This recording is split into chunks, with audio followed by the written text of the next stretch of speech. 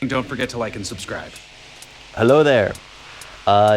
Dungeon Lord Book 4, Ancient Traditions, The Wraiths Haunt, by Hugo Huesca.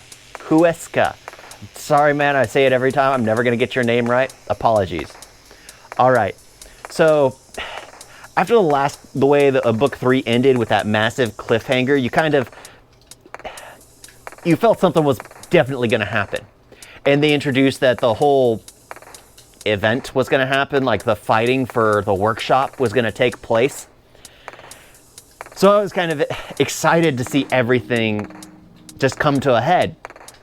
The thing I didn't expect was the cliffhanger at the very end of the first one would basically be non-existent until the very end. I should have expected that, but at the same time, I wasn't expecting it. Because this whole book, Ancient Traditions, was basically about the fight for Tillman's factory. The fight for the monster-creating factory. And I actually enjoyed that. The fact that Ryan was brought into it, his arch nemesis from Earth, is brought back. You start to feel the fact that how much time has actually passed. 4 years have passed since he started, and it's just like, wow, really? 4 years have gone by? Yeah. So I'm actually really enjoying it. I'm still struggling with the whole fact that it's a lit RPG.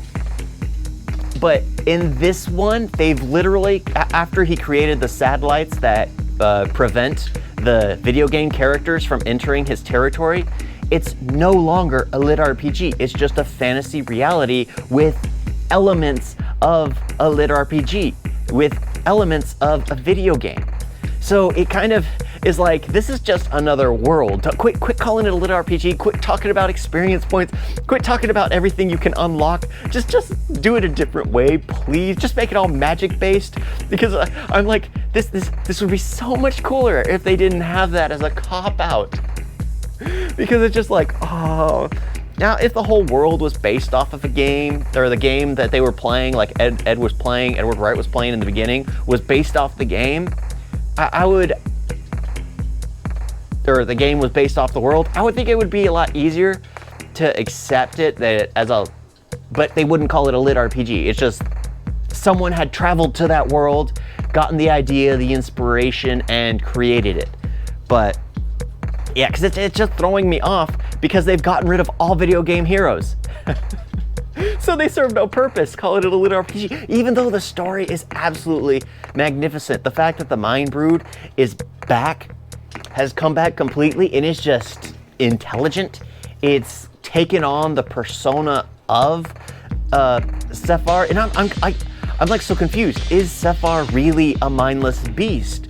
But he's got the intelligence. Like, that's the thing that threw me off. It was like, if someone has the actual will, or whatever because they use the video game basics, luck, will, skill, strength, whatever. But he apparently had a stronger will than the beast that he was able to fight off. Like, they introduced it with like character Nikolai in the book 2, where he was basically fighting off the hunger of the beast. So as long as you're able to do that, are you constantly in control? So are you actually gone? Are you not the same? And it's kind of funny because you do see the similarities between Edward, especially near the end, between Edward and Sephar. The fact that Sephar only got to that point of using the Banes when his entire friends and families were taken away from him. Everyone was killed. He turned to basically planting mind broods that ate away at the brain, torturing these people from the inside out because they didn't know who they were anymore, as they feasted on other people.